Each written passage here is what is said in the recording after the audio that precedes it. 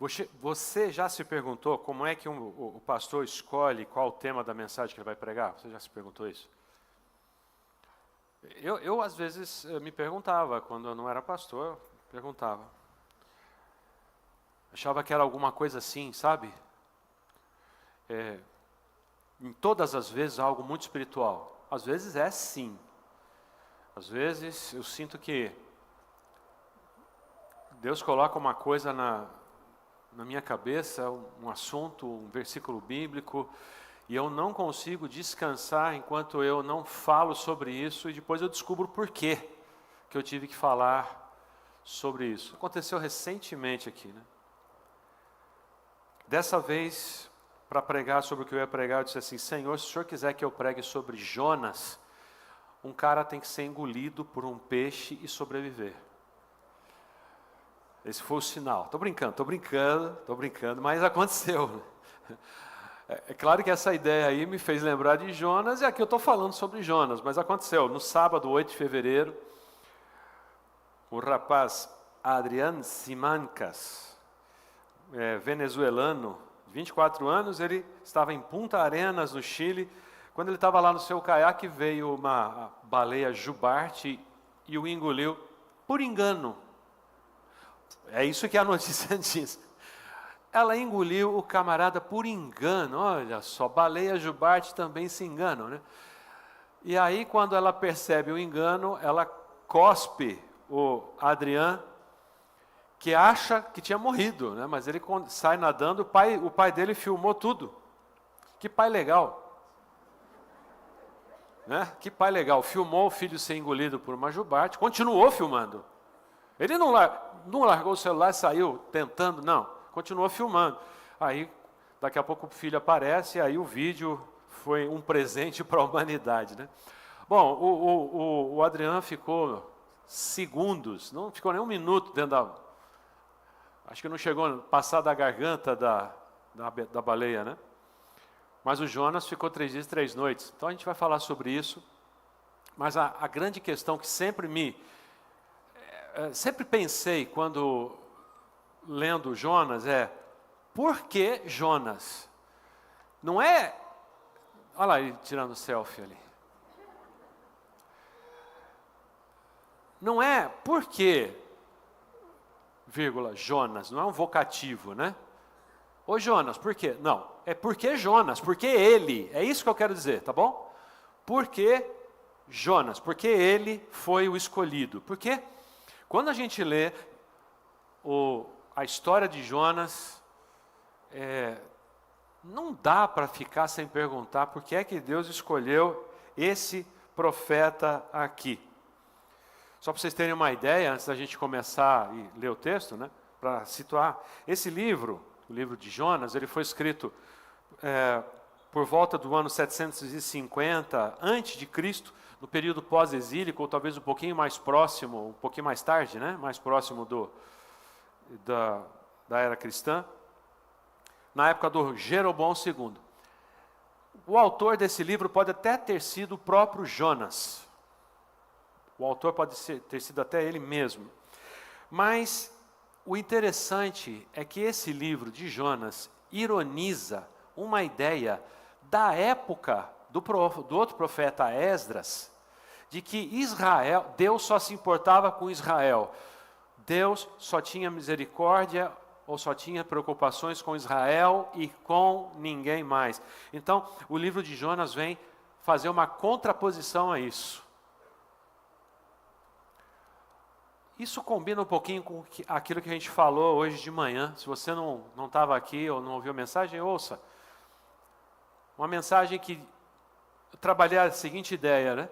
E se o filho pródigo não tivesse voltado para casa? Lembra, é uma parábola. Jesus contou uma história. Era uma ilustração. Mas e se a gente modificasse essa história para o filho pródigo não chegar em casa? O que mudaria? Em primeiro lugar, o amor do pai por ele não mudaria. O pai talvez ficasse o resto da vida esperando seu filho voltar.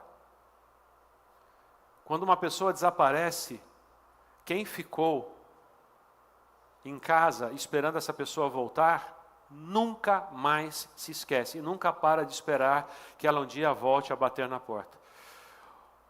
Hoje eu estava no mercado, peguei uma caixa de leite, e tem umas caixas de leite com fotos de pessoas desaparecidas, né?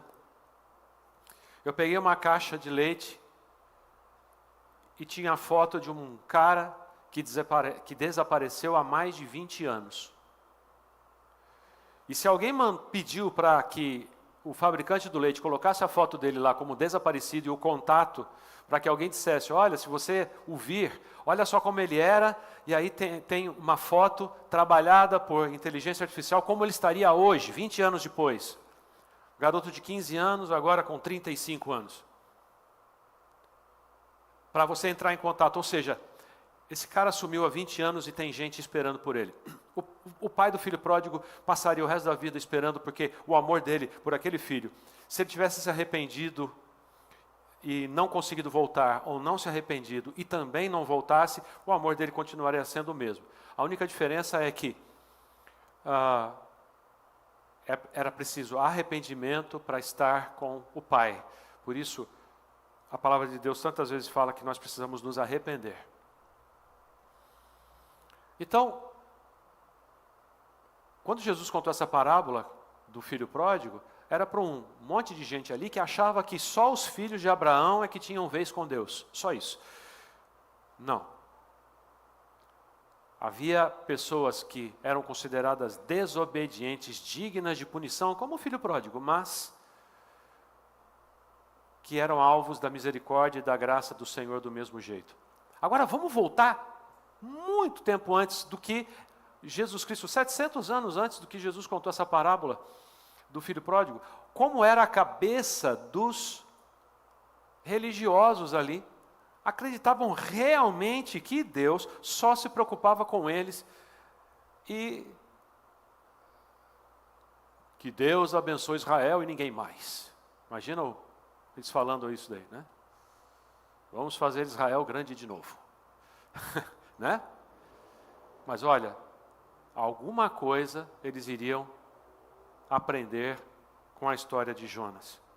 Mas por que Jonas? Por que Deus escolheu logo ele? Então abra sua Bíblia lá no livro do profeta Jonas. É o Antigo Testamento, tá? Muito bem. Por que eu não coloquei nenhum trecho? É porque a gente vai dar uma passeada aqui no livro. Começa assim. O Senhor deu essa mensagem a Jonas, filho de Amitai: apronte-se e vá à grande cidade de Nínive, anuncie meu julgamento contra ela, pois vi como seu povo é perverso. Bom, até aqui está tudo certo.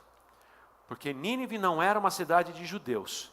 E Deus iria punir aqueles incircuncisos impuros. Mas aí, por quê? Se eles não eram um povo de Deus, por que Deus estava se preocupando com ele? Inclusive, deixa eu falar uma coisa aqui. Lembra que eu falei que isso daqui era do período pós-exílico perto de Esdras? Esse tipo de palavra aqui, o Senhor falou para Israel. Olha, o meu julgamento vem contra você, Israel. Vocês são muito perversos. Então, o primeiro versículo aqui, eles disseram, espera um pouquinho. A palavra para Jonas, espera um pouquinho. O Senhor está falando de Nínive do jeito que falou com a gente antes de nós irmos para o exílio babilônico. Será que Deus se importa com esses incircuncisos lá de Nínive, tanto quanto se importava e se importa com a gente? Deus trata povos do mesmo jeito, pessoas de etnias diferentes do mesmo jeito? Eu acho que eu entendi errado, Jonas deve ter pensado. Acho que eu entendi errado. Eu não vou para Nínive, não vou. Na verdade, como Deus é um Deus só de Israel, eu vou pegar um barco e eu vou fugir daqui para fora da jurisdição de Deus. Deus só trabalha ali em Israel, ele não vai atrás de mim para Tarsis. Foi o que ele fez. Versículo 3, Jonas se aprontou, mas foi na direção contrária, a fim de fugir do Senhor. Desceu ao porto de Jope, onde encontrou um navio que estava de partida para Tarsis, comprou a passagem, embarcou para Tarsis, a fim de fugir do Senhor. A ideia aqui é exatamente essa. Ele está querendo fugir, ele estava querendo fugir de Deus. Deus não vai me pegar, porque a hora que eu entrar no barco, é como se Deus chegasse ali na beiradinha do mar Mediterrâneo e dissesse assim, Jonas escapou. Porque eu só sou Deus aqui de Israel. A primeira coisa que a gente aprende aqui é que Deus escolheu Jonas porque a lógica de Deus é diferente da do homem. Vamos pensar aqui, gente, quem aqui trabalha com RH, recrutamento e seleção? Tem alguém aí? Levanta a mão, já trabalhou com isso? Ninguém? Ali, legal, o Léo. Trabalha com recrutamento e seleção. Se alguém quiser, depois conversa com ele, dê umas boas dicas. Mas vamos lá. Se Jonas fosse entrar num processo de recrutamento e seleção, ele passaria? Não. Ele não passaria. Ele não acreditava nem no chamado dele. Ele não entendia os propósitos. Ele recebeu uma ordem e fugiu para o lado completamente oposto. Ele questiona toda a missão que ele tem. Aliás, fica aí uma dica, quando você for fazer uma entrevista de emprego, conheça os objetivos, os propósitos da empresa, o que ela fabrica, onde ela já chegou, né? Jonas conhecia a Deus, ele era um profeta, ele é chamado, mas por que Jonas? Porque o Senhor não escolheu alguém melhorzinho. Porque a lógica de Deus é diferente da lógica do homem. Deus queria provar que o poder não está no mensageiro, o poder está na mensagem. Entendeu? O poder não está no mensageiro, mas está na mensagem. Ainda bem que é assim. Porque todas as vezes que o mensageiro acredita que a falha dele é culpa dele, ele se desestimula e não quer mais trabalhar, não quer mais fazer a vontade de Deus. Isso já aconteceu comigo. Mas quando a mensagem é bem sucedida, ele se orgulha, outro pecado. Então, o poder não é do mensageiro, nem quando ele é bem sucedido, nem quando ele é mal sucedido. O poder está na mensagem. Essa é a lógica de Deus. Se a gente for olhar como é que Deus opera em várias outras narrativas no Antigo Testamento e Novo Testamento, o Senhor não iria escolher Moisés, por exemplo. Moisés fala, Senhor, eu sou gago, eu falo mal, sou pesado de boca. Inclusive, se o Senhor está querendo procurar alguém que lidere melhor o povo, não conte comigo, porque lá eu sou procurado lá no Egito. Eu estou com a minha ficha suja lá no Egito. Melhor não. Mas o Senhor escolhe exatamente quem? Moisés. E outra, ele já tinha passado da idade, ele já estacionava em vaga prioritária. Mas o Senhor escolhe ele.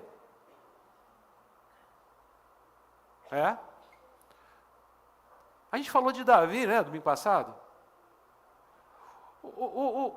Ele não era um soldado experiente, ele era bonitinho, diz a Bíblia, né?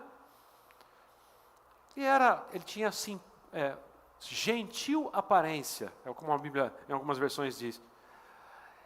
E ele vai lutar contra o Golias. E ele vence. A lógica de Deus é bem diferente da lógica do homem. E Deus escolhe Jonas, que se fosse para um processo de recrutamento e seleção não passaria, mas ele vai. E ele foge. Mas Deus tem um plano, e mesmo essa história toda aqui, Deus tem um plano maravilhoso. A segunda coisa que eu consigo entender de Deus escolher Jonas é porque Jonas precisava aprender que o amor de Deus não tem limites. Como eu e você também precisamos aprender que o amor de Deus, o perdão de Deus, não tem limites. Desde que você entregue a sua vida, responda em fé à graça salvadora do Senhor, o perdão de Deus não tem limites. Não há pecado tão grande que não possa ser perdoado por Deus. Não confunda sofrer consequências neste mundo dos seus pecados, mas não há pecado tão grande que não possa ser perdoado por Deus, porque diz a palavra, se confessarmos os nossos pecados, Ele é fiel e justo para nos purificar, nos perdoar de toda a injustiça. Foi para isso que o Senhor veio. Mas parece que na cabeça de Jonas e das pessoas que precisavam ler o livro de Jonas, a ideia é, o perdão de Deus, a misericórdia de Deus tem limites. E limites dentro de Israel, limites do tipo de pecado que cometem, porque, por exemplo, os ninivitas eram tremendamente pagãos, eles tinham deuses e esculturas, eles faziam sacrifícios até de filhos diante dos seus deuses ali. Isso é imperdoável. Realmente tinha que cair fogo do céu. Não. O amor de Deus não tem limites mesmo. E se você está me ouvindo você está me ouvindo agora e ouvindo essa mensagem, em algum momento da sua vida você imaginou que talvez você não fosse digno de salvação, ou que Deus iria virar o rosto para você, e que aquilo que você já fez e pensou, aquilo que você disse, a sua rebeldia e talvez até alguma coisa considerada blasfêmia. Deixa eu te falar uma coisa. O sangue do Senhor Jesus Cristo nos purifica de alguns pecados, diz a Bíblia? Não, de todo pecado. Todo pecado. Era isso que eles precisavam entender. O Senhor perdoou o pecado de Israel, nós passamos um tempo aí de exílio, exílio babilônio, e os assírios também tiraram o nosso couro, destruíram nossas cidades, quebraram tudo, mas o Senhor nos perdoou, por isso nós voltamos. Agora, Nínive não, eles nunca conheceram ao Senhor, não guardam as leis de Deus, não. Jonas precisava aprender que Deus se preocupa com aqueles que são os improváveis. E deixa eu te falar uma coisa aqui, se você acredita que você é um improvável, então você é um alvo do amor, da graça, da misericórdia de Deus. Porque se você é um improvável, é desse tipo de gente que Deus gosta, do improvável. O Senhor ia atrás dos piores para provar que Ele era um Deus de amor, de misericórdia. Jesus fez isso o tempo todo. Dá uma olhada nos discípulos que Jesus chamou para ser os seus apóstolos e começar a igreja. Ele não fez também nenhum recrutamento e seleção, mas Pedro era impulsivo, falava muita coisa que não devia na hora errada, né? Dá uma olhada em Pedro. Senhor, deixa que eu vou andar em cima do mar, afunda. Senhor, o Senhor não vai ser sacrificado lá, não. O Senhor vira para ele e fala assim, para trás de mim, Satanás, né? Pedro nega o Senhor Jesus 3 vezes na noite que ele foi traído. Como é que o Senhor escolhe Pedro? Porque o Senhor tem um amor ilimitado, a sua lógica é diferente da nossa, e Ele escolhe os improváveis. Escolheu Jonas. Escolheu você também. Amém? Sabe o que é interessante? Jonas está fugindo da presença do Senhor, entra no barco, e aí vocês sabem, lendo a história, vem uma grande tempestade, e Jonas está dormindo. O pessoal que está ali no barco, que não eram hebreus, o barco muito provavelmente era fenício, porque os judeus eles não eram conhecidos por terem embarcações muito grandes, certo? Quem tinha embarcação grande eram os fenícios, os gregos, tinham embarcações muito boas. depois os romanos, também com embarcações muito boas, mas os judeus eles não tinham embarcações muito boas. Tanto é que dentro de um barquinho no Mar da Galileia eles quase afundam, se não fosse Jesus lá. Né? Porque quem estava no barco? Pedro, André, Tiago, João no barquinho. Quem se lembra desse cântico aí? E aí ele está nesse barco, os marinheiros não são hebreus, e eles começam a tirar sortes, diz que eles começam a jogar fora a carga, jogam fora a carga e o barco começa a tirar tudo ali para tentar aliviar o barco que está quase afundando, e aí eles começam a pensar, tem alguma coisa errada, esse barco está sob maldição, não é possível isso, tem alguém aqui que está pecando, vamos tirar sortes aqui. Alguém fala, viu, tem um cara lá embaixo que pagou a passagem, está dormindo, o quê? Viu? Chegam lá, chamam ele, viu? O que aconteceu? O que você está fazendo aí, né? E eles perguntavam, por que essa terrível tempestade veio sobre nós? Perguntaram para ele, quem é você? Fala aí, qual a sua profissão? De onde você vem? Qual é a sua nacionalidade? Parece entrevista, né? Jonas respondeu, sou hebreu e adoro ao Senhor. E o Senhor aqui, não sei se na sua Bíblia está, em todo caixa alta, ele é o tetragrama sublime, é o nome de Deus, que a gente supõe que a pronúncia seja Yahvé. O Deus dos céus que fez o mar e a terra. Aí quando ele diz isso, eu adoro a esse Deus, os marinheiros ficaram apavorados quando ouviram isso, pois Jonas já havia lhes contado que estava fugindo do Senhor. Tem um detalhe, eu também estou fugindo dele. Contou isso para eles. Eu estou fugindo deles.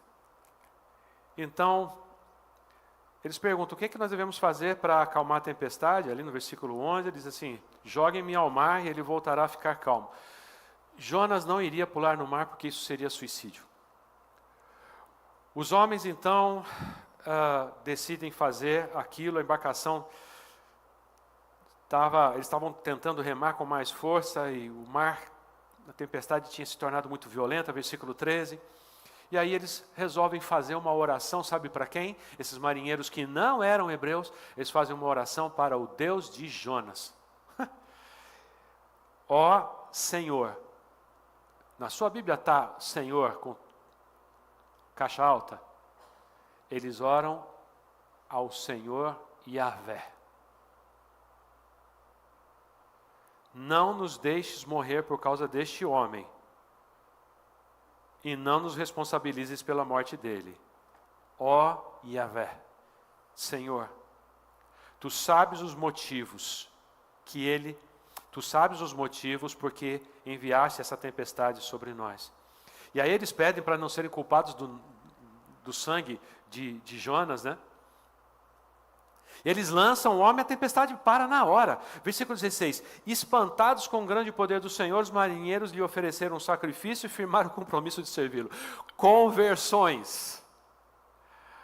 Jonas consegue os seus primeiros convertidos e não eram judeus.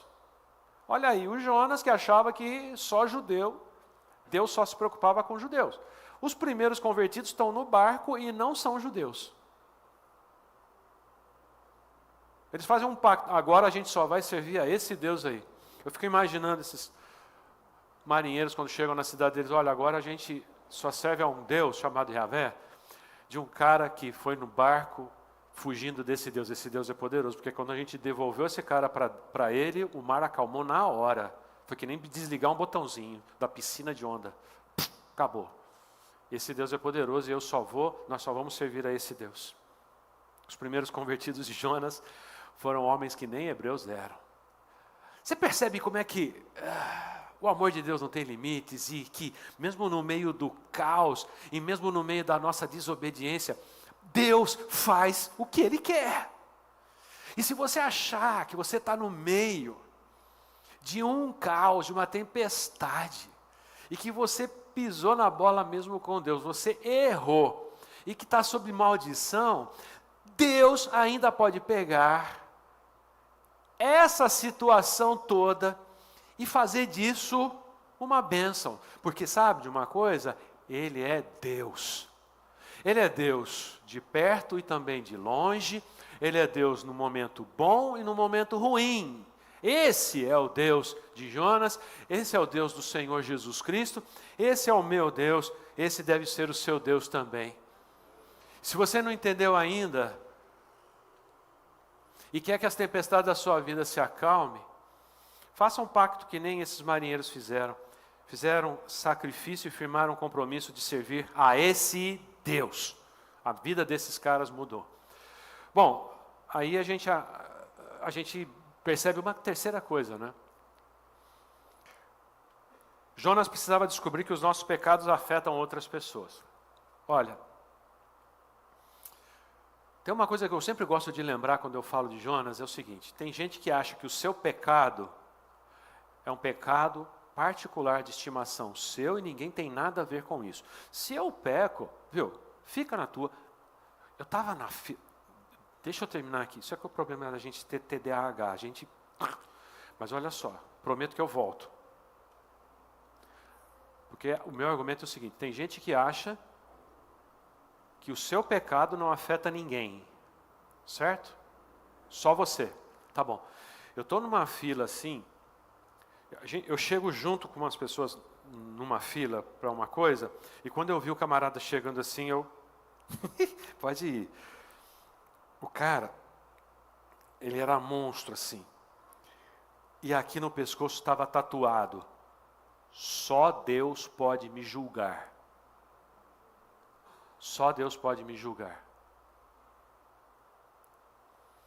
E ele tinha uma tatuagem de lágrima. E pesquisando a respeito disso, eu sei, tem PM aqui, não tem? Cadê o Natal?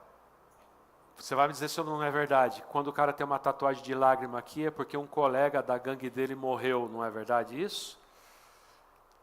Tem essa... Então, toma cuidado com o que você faz aí, porque você pode estar mandando o recado errado, tá? E tem gente que diz isso: eu posso pecar à vontade, sabe por quê? Porque só Deus pode me julgar. Não vai tatuar isso não, mas tem muita gente que pensa, só Deus pode me julgar. Sabe de uma coisa? É verdade, Deus é o justo juiz, mas o seu pecado afeta todas as pessoas ao seu redor. Esses marinheiros perderam toda a carga deles, passaram um tremendo medo. Ainda bem que Deus estava no controle e fez disso ainda uma oportunidade para que eles conhecessem o Deus, Criador dos céus, da terra e do mar, que estava muito agitado. Em quarto lugar, Jonas foi escolhido porque ele era um crente sem noção do alcance da graça e misericórdia de Deus. Isso volta um pouquinho ali ao que a gente falou sobre o limite do amor, mas a gente tem que fazer uma separação entre amor, graça e misericórdia. Por quê? Vamos continuar na nossa história aqui. Jonas é engolido por um grande peixe. E engolido por esse grande peixe, ele passa 3 dias e 3 noites ali. E dentro do peixe, Jonas faz uma das mais belas orações que a gente vê na Bíblia registrado. Como é que a gente sabe qual foi a oração que Jonas fez lá no ventre do peixe? Porque ele deve ter contado. Ele deve ter se lembrado e dito o que foi que ele orou quando ele estava lá no ventre do peixe. Ninguém encontrou um peixe gigante morto e a oração de Jonas inscrita no dente. Ele contou. Em minha angústia clamei ao Senhor e Ele me respondeu.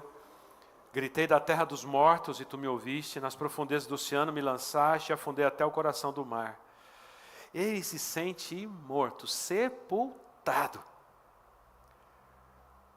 Mas o versículo 6 diz assim: mas Tu, ó Senhor, meu Deus, me resgataste da morte. Quando minha vida se esvaía, me lembrei do Senhor e minha oração subiu a Ti em Teu santo templo. É muito parecido com alguns salmos que a gente encontra, não é? Salmo 30. Muito parecido com o Salmo 30. Aí ele manda um recadinho para os ninivitas, né? Os que adoram falsos deuses dão as costas para as misericórdias de Deus. Eu, porém, oferecerei sacrifícios a ti com um cântico de gratidão e cumprirei todos os meus votos, pois somente do Senhor vem o livramento. E ele iria ver isso, que somente do Senhor vem o livramento. Porque ele vai para Nínive, e você acha que ele preparou um sermão muito legal, com introdução, primeiro tópico, segundo tópico, ilustração, apelo, cântico no meio, para tentar convencer os ninivitas? Não. O sermão de Jonas foi assim, bem tosco. Jonas estava com o coração peludo ali. Depois de 3 dias e 3 noites, ele é vomitado na praia, ele vai até Nínive, mas não é na praia de Nínive, porque Nínive não é uma cidade de praia, ele teve que caminhar até Nínive, tá? A mensagem era a seguinte: ainda 40 dias e Nínive será destruída. Amém. Essa foi a mensagem, esse foi o sermão de Jonas. É por isso que eu falei que o poder não está no mensageiro, nem na instrumentalidade do mensageiro, nem no carisma. Jonas não era nem um pouco carismático, hein? Nem um pouco carismático. A mensagem, o poder da mensagem está no Deus da mensagem e não no mensageiro. Sabe o que aconteceu? A cidade se arrepende, a começar do rei. Eles dizem, realmente, esse cara está falando a verdade. É claro que a gente não tem ideia ainda de tudo mais, pessoas devem ter ido perguntar para ele. Alguma coisa além disso deve ter acontecido para eles terem decidido honrar a Deus. Se vestiram de saco e cinza, se arrependeram. E Deus, então, decide não destruir Nínive. Nesse meio tempo, Jonas, depois de ter pregado e dito ainda 40 dias, depois 39 dias, 38 dias, quando está chegando perto da destruição, Jonas se retira para um monte, perto, e fica vendo a cidade de Nínive. Ele diz assim, agora é que eu quero ver a destruição dessa cidade aí. E Deus não destrói. Para que Jonas ficasse ali de camarote para ver a destruição de Nínive, Deus faz com que uma aboboreira cresça muito rápido. Essa aboboreira cresce e faz sombra para Jonas. E ele deve ter pensado na hora, que bênção, hein? Que bênção, agora eu estou no caminho certo, porque Deus me mandou falar, agora eu vou aqui, olhar a destruição de Nínive, eu vou ter tanta coisa para contar quando eu voltar para casa, porque Deus até me deixou aqui debaixo de uma sombra. Só que, antes de tudo isso acontecer, a suposta destruição, Deus permite que um bicho faça um buraco lá naquela planta, ela seca. E Jonas começa a praguejar, a desejar a morte, por causa de uma aboboreira que ele não plantou. Deus fala isso para ele, viu? Uma aboboreira que você nem plantou, que te deu sombra por alguns dias, você ficou tão consternado. Por que você acha que eu não posso ter pena da cidade de Nínive? Por que Jonas, hein? Eu me pergunto. Um missionário que não quer que os evangelizados se convertam.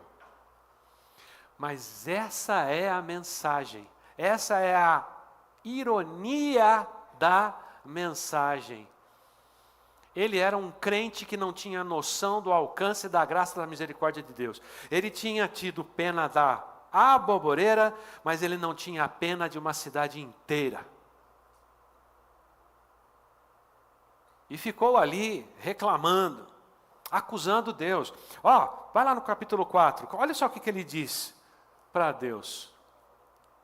Antes de eu sair de casa, não foi isso que eu disse que tu farias, ó Senhor? Por esse motivo fugi para Tarsis, sabia que és um Deus misericordioso e compassivo, lento para se irar e cheio de amor. Então por que eu vou perder meu tempo para pregar aqui? E a resposta de Deus poderia ter sido, só porque eu te mandei? É porque eu te mandei, sabe? Você não entendeu ainda que eu te dei uma missão? Mas Deus queria que ele entendesse o que é graça e misericórdia e que não tinha limites, não era só para o povo de Hebreu ali. Jesus usa o profeta Jonas, lá em Mateus 12, versículo 40. Ele diz, assim como o profeta Jonas ficou 3 dias, 3 noites no ventre do grande peixe, importa que o Filho do Homem também seja sepultado, e ao 3º dia ressurja. Jonas, então, foi usado como um exemplo, um tipo messiânico da morte e ressurreição de Jesus. E Jesus Cristo morreu e ressuscitou, não somente para aqueles seus discípulos, mas para o mundo todo, inclusive por mim e por você. É desse Deus que nós estamos falando, nós não estamos falando de um Deus pequeno, com um povinho que está debaixo da sua proteção e ninguém mais. Ele já sabia que eu e você estaríamos aqui tantos milhares de anos depois, ouvindo essa palavra, e Ele queria que você também se arrependesse, como os ninivitas, como os marinheiros se arrependeram também, mas Ele queria que você e eu fôssemos impactados, como Jonas foi impactado, para entender o alcance do amor, da graça e da misericórdia do nosso Deus. E o Senhor diz assim para ele, Jonas, você não percebe? Versículo 10 do capítulo 4. Você tem compaixão de uma planta, embora não tenha feito coisa alguma para ela crescer. Foi um presente que eu te dei por alguns dias para você ter uma sombra na cabeça. Ela depressa apareceu e depressa murchou. Nínive, porém, tem mais de 120 mil pessoas que não sabem decidir entre o certo e o errado, sem falar em muitos animais. O Senhor estava preocupado com os animais também. Acaso eu não devo ter compaixão dessa grande cidade, de quem eu quiser ter compaixão? Você também não deveria ter compaixão? Entender o alcance da graça, da misericórdia e do amor do Senhor?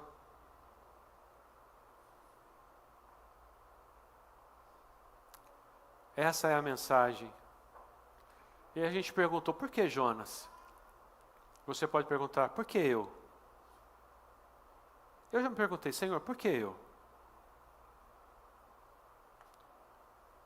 Porque Deus sabe o que faz.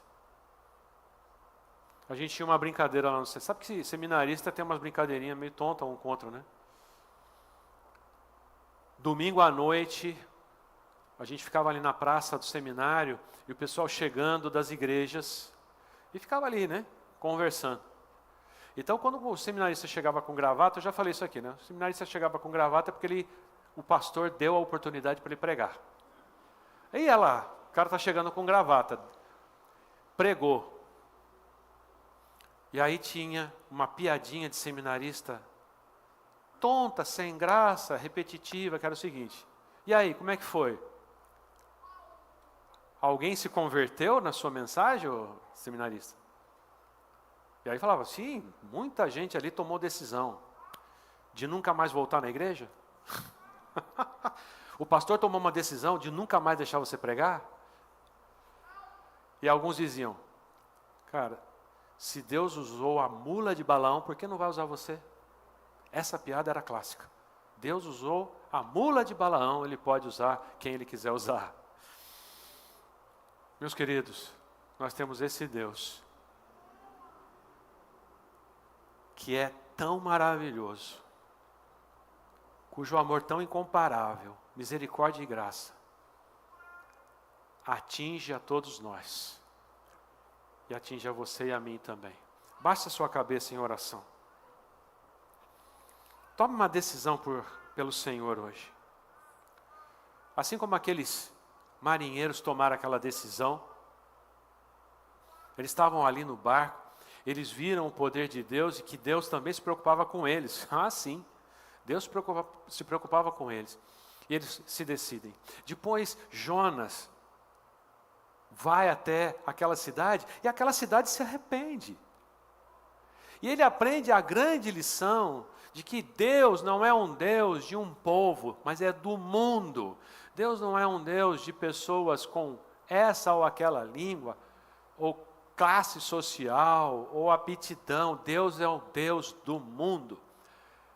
Ele quer ser o seu Deus também, por isso Ele enviou o seu Filho Jesus Cristo, que ficou 3 dias e 3 noites no ventre da terra, ressuscitou para a honra e glória dEle, para que eu e você pudéssemos ter a vitória sobre a morte, como Cristo teve, para a honra e glória do Senhor. Tome uma decisão pelo Senhor agora. Diga: Senhor, eu creio em Ti. Senhor Deus e Pai, louvado seja o Teu santo nome, ó Deus. Obrigado porque a Tua palavra, mesmo uma palavra tão antiga, de quase 3.000 anos, ela faz tanto sentido para nós hoje. Obrigado ao Senhor, porque o Senhor cuida de nós. O Senhor nos ama. E o Senhor tem uma paciência conosco, porque nós somos tão rebeldes como Jonas, tão ignorantes como Jonas foi, mas o Senhor tem uma grande paciência, e a Tua mensagem, ela tem um poder que excede todo o entendimento. Obrigado, ó Pai, no nome precioso, maravilhoso do Teu Filho Jesus que eu oro. Amém. Vamos nos colocar de pé e vamos louvar o nosso Deus.